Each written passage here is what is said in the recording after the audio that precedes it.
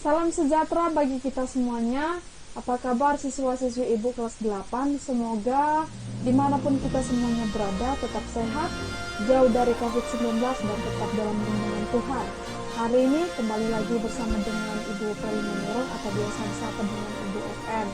Kelas 8 masuk mata pelajaran PPKN. Nah, di pertemuan sebelumnya kita sudah membahas mengenai kedudukan Pancasila dan juga fungsi dari Pancasila. Nah, hari ini kita akan melanjutkan pembelajaran kita yang sudah kita bahas sebelumnya. Materi kita hari ini berbicara tentang menumbuhkan kesadaran terhadap Undang-Undang Dasar Negara Kesatuan Republik Indonesia tahun 1945. Namun sebelum kita mengkaji lebih dalam mengenai materi kita hari ini, kita harus tahu dulu apa yang menjadi tujuan pembelajaran kita. Tujuan pembelajaran kita yaitu menghargai kedudukan dan makna Undang-Undang Dasar Negara Republik Indonesia tahun 1945 secara adil sebagai bentuk sikap beriman dan bertakwa. Lanjut, bagian pertama adalah kedudukan dan makna pembukaan Undang-Undang Dasar Negara Republik Indonesia tahun 1945. Di sini akan dibahas bagaimana kedudukan dari Undang-Undang Dasar 1945 dan bagaimana maknanya dalam setiap alinea. Di sini kita akan bahas. Nah, bagian yang pertama, kedudukan pembukaan Undang-Undang Dasar Negara Republik Indonesia tahun 1945. Undang-Undang Dasar disebut juga dengan konstitusi. Konstitusi itu merupakan hukum dasar yang memuat aturan-aturan pokok atau aturan-aturan dasar negara. Aturan-aturan tadi yang telah dimuat dalam konstitusi mempunyai kedudukan yang paling tinggi. Ingat, pembahasan kita mengenai kedudukan Undang-Undang Dasar. Dikatakan tadi bahwa kedudukan Undang-Undang Dasar ini merupakan kedudukan yang paling tinggi tingkatnya. Oleh sebab itu, karena dia memiliki kedudukan yang tinggi, maka para penyelenggara negara dalam membuat Undang-Undang Dasar atau membuat hukum lainnya tidak boleh bertentangan dengan Undang-Undang Dasar dan seluruh rakyat wajib menaati aturan-aturan tersebut. Oke, kita lanjut. Maka dapatlah disimpulkan bahwa konstitusi itu adalah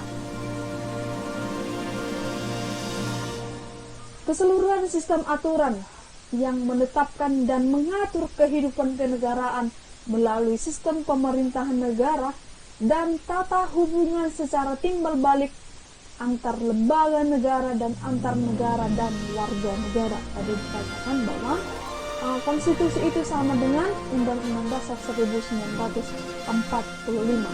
Oke, kita lanjut. Konstitusi itu ada dua, konstitusi tertulis dan konstitusi tidak tertulis. Konstitusi tertulis itu disebut dengan Undang-Undang Dasar atau hukum lainnya, contohnya seperti hukum perdata, hukum pidana, atau hukum administrasi, hukum perdagangan, banyak yang dari konstitusi tertulis, pokoknya dia yang tertulis. Dan konstitusi yang kedua disebut dengan konstitusi tidak tertulis, contohnya itu disebut juga dengan konvensi. Contoh lainnya seperti hukum adat. Kalau kita pergi pulang kampung atau di rumah sering diucapkan oleh orang tua, kalau makan itu usahakan harus berdoa dulu, itu hukumnya, namun tidak tertulis. Itulah hukum yang tidak tertulis. Atau tidak boleh membuang ludah di lantai atau tidak boleh membuang sampah sembarangan. Itulah yang disebut dengan hukum tidak tertulis. Berarti konstitusi itu ada dua, konstitusi tidak tertulis dan konstitusi tidak tertulis, atau hukum tertulis dan hukum tidak tertulis. Semoga dapat dipahami, Nak. Oke, selanjutnya ada beberapa konstitusi atau undang-undang dasar yang telah berlaku di Indonesia atau di negara kita. Yang pertama adalah Undang-Undang Dasar 1945 atau yang disebut dengan Undang-Undang Dasar Proklamasi. Dan yang kedua adalah Konstitusi RIS atau 1949 atau Republik Indonesia Serikat. Dan yang ketiga adalah Undang-Undang Dasar Sementara 1945. Ini nanti akan kalian bahas ketika kamu sudah duduk di bangku kelas 9 di masa atau di tahun berapa sampai tahun berapa berlaku Undang-Undang Dasar Sementara, Undang-Undang Dasar Proklamasi, Konstitusi RIS, dan juga Undang-Undang Dasar 1945 hasil dekret presiden, dan yang kelima Undang-Undang Dasar 1945 hasil amandemen. Undang-Undang Dasar Negara 1945 sudah diamandemen sebanyak 4 kali. Amandemen pertama itu dilangsungkan sekitar tahun 1999 dan amandemen kedua tahun 2000, amandemen ketiga 2001 dan amandemen keempat 2002.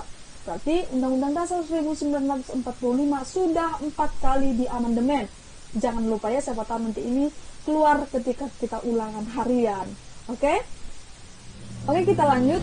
Kemudian pembukaan Undang-Undang Dasar 1945 ternyata memuat 4 pokok pikiran. Nah, pertanyaannya, Bu, kenapa memiliki 4 pokok pikiran? Kenapa dia memuat 4 pokok pikiran? Karena Undang-Undang Dasar itu atau pembukaan Undang-Undang Dasar 1945 memuat 4 alinea. Makanya dia memiliki 4 pokok pikiran. Nah, pokok pikiran yang pertama yaitu persatuan. Artinya di sini bahwa negara melindungi segenap bangsa Indonesia dan seluruh tumpah darah Indonesia. Bahkan negara mengatasi segala paham perseorangan dan negara menghendaki persatuan segenap bangsa Indonesia. Lanjut, pokok pikiran yang kedua adalah negara hendak mewujudkan keadilan sosial bagi seluruh rakyat Indonesia. Dan pokok pikiran yang ketiga yaitu kedaulatan rakyat. Artinya adalah negara berdasar atas kedaulatan rakyat sehingga kekuasaan negara yang tertinggi berada di tangan rakyat. Dan ini sudah diatur dalam Undang-Undang Dasar pasal berapa? Pasal 2. Pasal 1 ayat 2 dikatakan bahwa kedaulatan berada di tangan rakyat dan sepenuhnya harus dilaksanakan menurut Undang-Undang Dasar. Oke, dan yang terakhir pokok pikiran yang keempat adalah ketuhanan yang Maha Esa menurut dasar kemanusiaan yang adil dan beradab. Artinya bahwa negara memelihara budi pekerti yang luhur dan negara juga memegang teguh cita-cita moral rakyat yang luhur.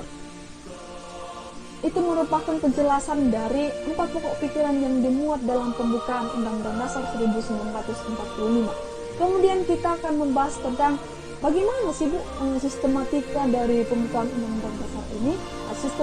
Sistematikanya itu terjadi sebelum amandemen atau sebelum perubahan dan setelah perubahan. Amandemen itu sama dengan perubahan atau perubahan sama dengan amandemen. Kalau ada pertanyaan, apa sih pengertian dari amandemen? Ya, amandemen adalah perubahan. Yang tadi dikatakan sudah dilakukan 4 kali perubahan atau 4 kali amandemen. Nah, sistematika Undang-Undang Dasar 1945 sebelum perubahan atau sebelum amandemen itu terdiri 1. Pembukaan, yang kedua batang tubuh atau pasal-pasal, dan yang ketiga adalah penjelasan. Dan sistematikanya itu setelah perubahan atau setelah di amandemen hanya terdiri dari pembukaan dan pasal-pasal. Ingat, nanti ini akan keluar ketika ulangan harian atau UTS, ujian tengah semester, karena bulan 9 itu biasanya dilaksanakan UTS. Nah, bagaimana itu sistematika perubahan sebelum dan sistematika perubahan sesudah? Ya, ini harus diingat oleh anak didik Ibu kelas 8, mulai kelas 8A, B, C, dan juga kelas 8B. Oke, semoga materi hari ini dapat dipahami oleh siswa-siswi Ibu kelas 8. Dimanapun semuanya berada, semoga tetap sehat, bisa diikuti pembelajarannya sehingga nanti ketika ulangan tengah semester atau ujian MIT, semoga dapat dijawab dengan baik, tanpa terkecuali dapat nilai yang terbaik di atas yang terbaik. Oke, demikian pembelajaran hari ini. Kita akan bertemu di pembelajaran berikutnya, bagian 2. Tadi bagian pertama adalah kedudukannya, bagian kedua mengenai hubungan dari pembukaan Undang-Undang Dasar. Bagaimana hubungan Undang-Undang Dasar ini dengan proklamasi. Namun sebelumnya kita akan bahas dulu bagaimana sejarahnya sampai dituliskannya teks proklamasi. Oke, demikian pembelajaran, semoga bermanfaat. Salam sehat dari Ibu Khalima Nurul. Horas.